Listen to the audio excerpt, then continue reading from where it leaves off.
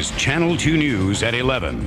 And good evening. Here's what's happening tonight. Exclusive new details about the alleged terrorist plot to bomb targets in New York. They concern the informant who helped stop the 8 suspected terrorists. In addition, tonight, there are new questions about the possible involvement of the Sheikh linked to the World Trade Center bombing. Our team coverage begins with Channel 2's Mary Murphy. When the FBI drove out this car from the alleged bomb factory in Queens last night, it was unclear whether this vehicle could have been converted into a bomb at some point. What is clear, though, is that the FBI had sophisticated audio surveillance equipment inside and listened in on the entire alleged plot thanks to a confidential informant. Well, Channel 2 News learned tonight that the informant has been working with police and the FBI for 3 years, ever since the murder of Rabbi Meir Kahane of the Jewish Defense League. The informant was able to give up information on Muslims connected to El Sayed Nosair, who was acquitted in the murder. But Nosair emerged again as a central figure in the World Trade Center bombing on February 26, which unfortunately the informant didn't know much about.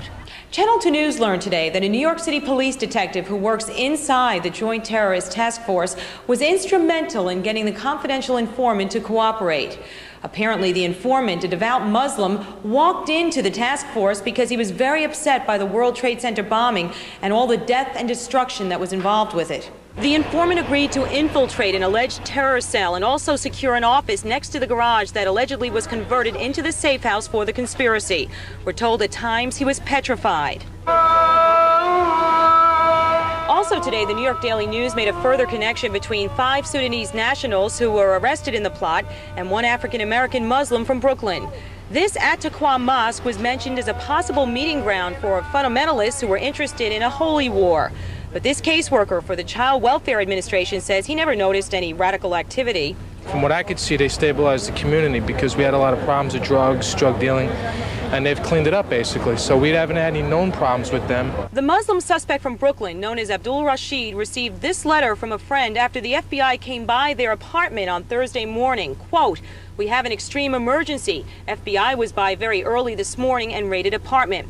The FBI today said the note writer is not a suspect, although agents are looking for people who might be connected to the terrorist cell. There is no such a thing called Muslim fundamentalists, okay? As this man makes clear, the bitterness over this new focus on Muslim believers and their followers will not go away easily. In Brooklyn, I'm Mary Murphy, Channel 2 News. I'm John Slattery in Jersey City. Sheikh Omar Abdul Rahman, suspected by the FBI to be connected with those arrested in the bombing plot, arrived at his Jersey City storefront mosque for prayer. Some of his followers are angered by the implication of involvement. Because there's no evidence or proof that any one of them have been convicted of those people. And just don't attack Islam. You guys are attacking Islam and Muslims for no apparent reason whatsoever. Immigration officials say for 3 years now, Sheikh Omar has been in the U.S. illegally and got in by mistake. Senator Al D'Amato has complained to President Clinton, asking that the Attorney General investigate why the cleric is still here.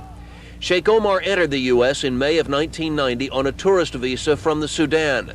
The State Department apparently unaware that he was on a list of suspected terrorists banned from the U.S. In April of 91, he was granted a green card. In July of 91, his residency was challenged by the INS for allegedly failing to disclose on entry forms that he was a polygamist and had falsified a check in Egypt in 1987, both grounds for exclusion from the U.S. In January, the INS conducted an exclusionary hearing. In March, immigration ordered him out, which the cleric is now appealing. The INS suspects the Sheikh of involvement in various terrorist acts, including the 1981 assassination of Egyptian President Anwar Sadat, of which the Sheikh was acquitted. Authorities suspect the Sheikh's third-story mosque is really more of a headquarters for a political cell preaching opposition to Egyptian President Mubarak.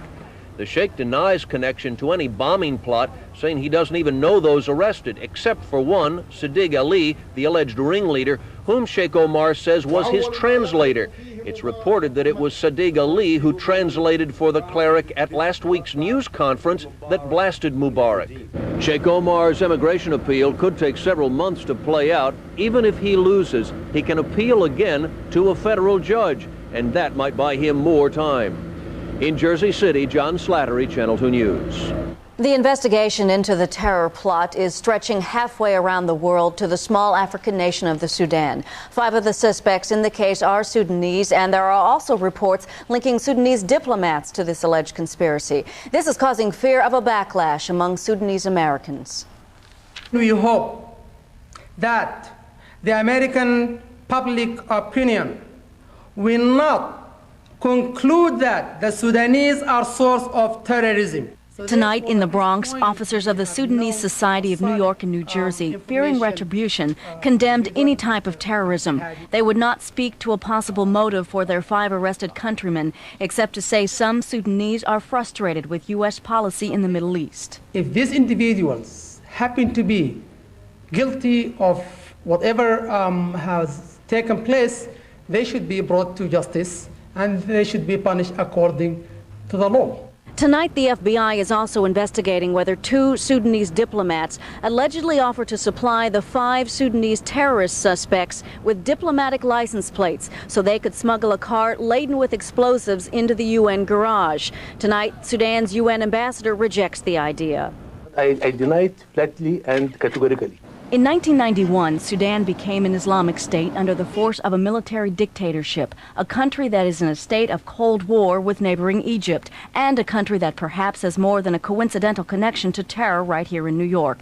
Mideast expert Judith Miller believes Sudan's growing emergence as a hotbed of Islamic extremism bears watching. Sudan, according to testimony on the Hill from a leading State Department official, is more and more suspected of becoming a kind of nest for terrorists, the kind of place that Lebanon was in the 80s and that Iran has been over the years. But Professor Richard Bullitt of Columbia's Mideast Institute disagrees. The idea, however, that the Sudan has been exporting a violent form of Islam doesn't appear to have very much demonstration in what's in the public domain. Tonight, Hassan El-Tagani defended his homeland and the right for honest Sudanese to prosper in the U.S. We are an integral part of this society, and the safety of the American society is the safety of all of us.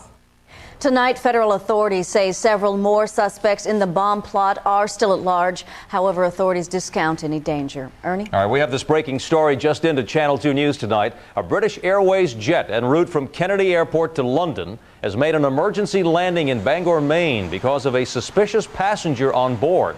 A SWAT team and FBI agents are now searching the jet for explosives. Flight attendants became suspicious when they thought they heard a German-speaking passenger talking about explosives. He has been taken into custody for questioning. Approximately 250 passengers were evacuated safely tonight.